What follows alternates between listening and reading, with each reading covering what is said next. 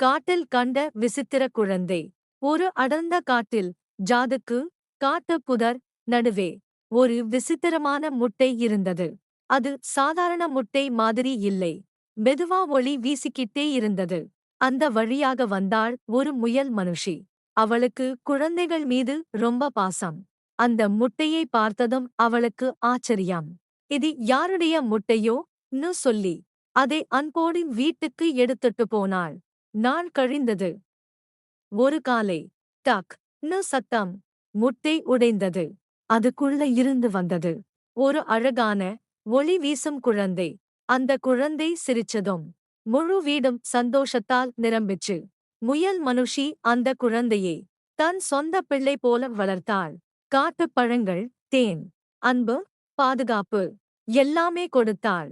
அந்த குழந்தை வளர வளர ஒரு விசேஷ சக்தி தெரிந்தது. அவன் சிரிச்சா, மரங்கள் பூத்தது. அவன் அழுதா, காற்று அமைதியானது.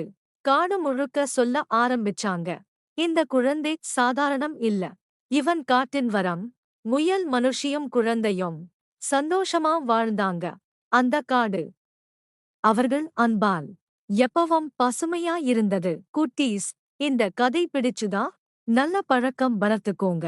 இன்னும் குட்டி கதைகள் வேண்டும்னா குட்டி கதைகள் ஐ சப்ஸ்கிரைப் பண்ணுங்க.